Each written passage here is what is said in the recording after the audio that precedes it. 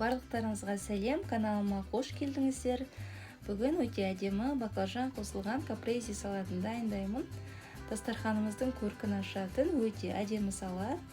Ең алдымен баклажанды дөңгелетіп турап, тұзды суға 30 минуттай батырып қоямыз. Одан кейін орамалдың үстіне баклажанды қойып, суын сорғытып, кептіріп аламыз. Әбден кепкен соң жұмыртқаға малып, одан кейін ұнға аунатып, қайта жұмыртқаға салып, майға екі жағын аудара отырып, қызартып қуырып аламыз. Қызылша контенттің дамуына үлес қосып, менің әр салған видеоларыма лайк басып, пікір қалдыра отырыңыздар.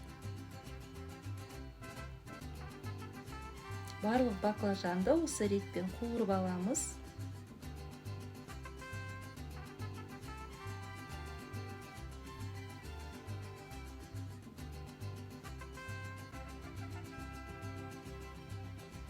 Бұдан кейін моцарелла сыры мен қызанақты домалақ етіп кесіп аламыз.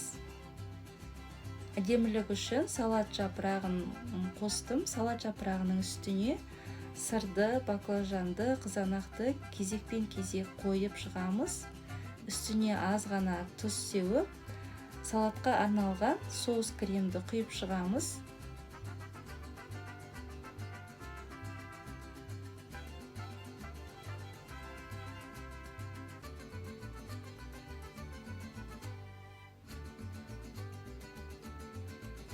Міне осымен салатымыз дайын. Видео ұнаса лайк басып, пікір қалдыруды ұмытпаңыздар және арнаға тіркелуді ұмытпаңыздар.